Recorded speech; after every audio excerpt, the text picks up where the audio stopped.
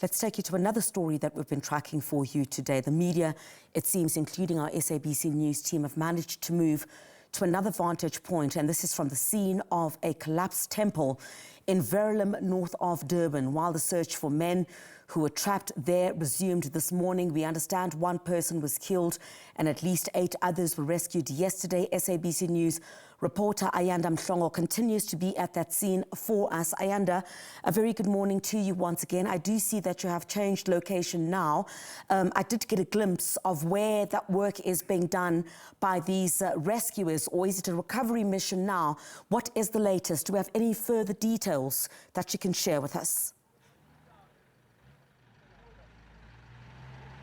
Christopher, very good morning to you again, and morning to our viewers. As you were saying, of course, we've been trying our best to sort of move around this area so that we are able to stay on the story and give our viewers an update in terms of what is happening here at this site where, of course, a 4-story building collapsed yesterday. One person dying, and at least now the latest that we have is that there are 3 people that rescuers are still trying to get to, who are still trapped under the rubble. Let me just step out of the shot, Chris, just to give our viewers, firstly, for them to see this particular area. And we're just across now from the site, as I was saying. And if my colleague Nomhle pans to just very quickly to our left, you'll be able to see the entrance. Now, that is where there is currently a Metro Police vehicle that is parked there, and 2 other vehicles of security that had prevented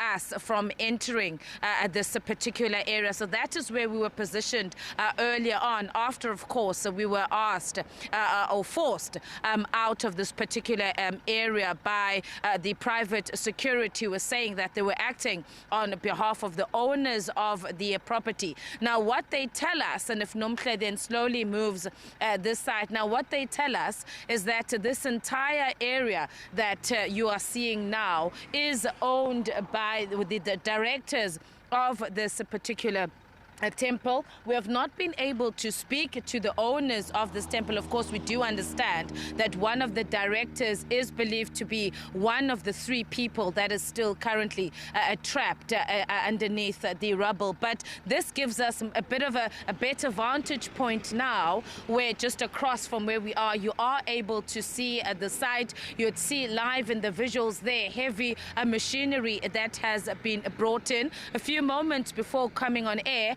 I was able just to get a quick word from Samantha Merrick, who's the spokesperson for IPSS. Now, IPSS, of course, are part of the team, the rescue team that is on site. And she said, earlier, of course, what they've done now is that they've brought in hydraulic equipment that is now helping. One of the challenges in our discussions with her earlier on this morning was the fact that they were concerned about the weather, in particular the rain. And she had said that if the rain persists, it could then have meant that they would have to pause the search, because of the area is quite dangerous. You would see that it is on a slope, and they are, of course, now dealing with these large slabs of concrete, bricks as well. The ground is quite shaky as well, which also poses quite a risk to the rescue teams on site. And so whilst they're working around the clock, and of course now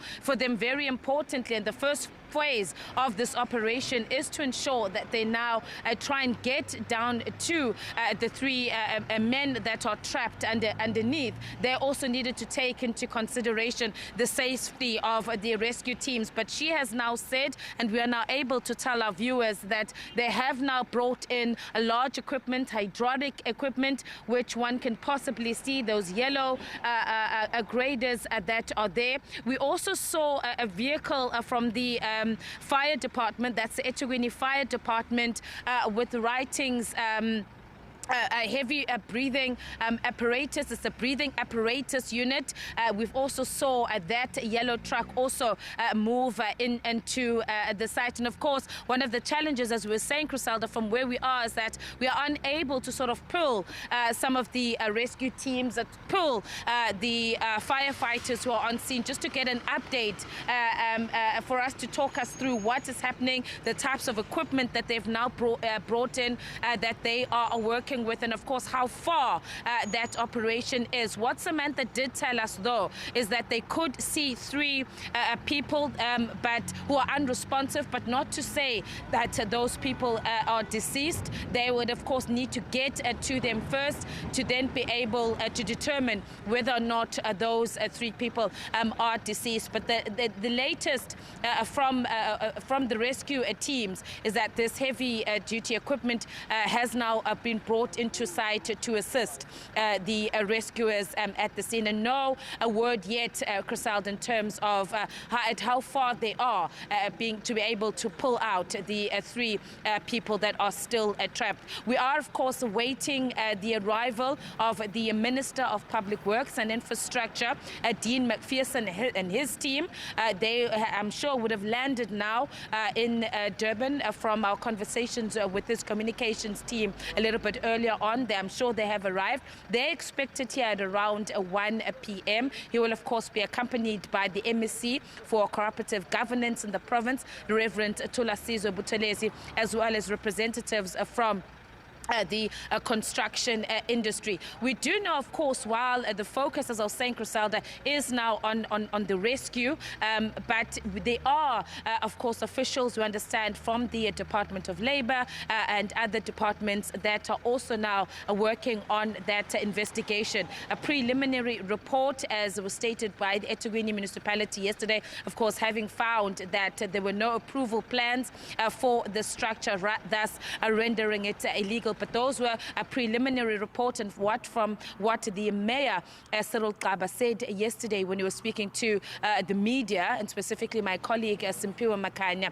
is that they would have to wait for a full report, but that their teams would remain here on the ground. We also do understand that COSATU is likely as well to make their way here, so we'll also get in a word from them once they arrive in terms of what they've been able to receive, or a brief that they've been able to get from possibly their representatives that are on site. But we are still here trying to get as much as we can in terms of what is happening there. But that recovery, or that rescue, for now, I'd say, Criselda, that rescue mission still underway, as you can see there in the distance. Criselda?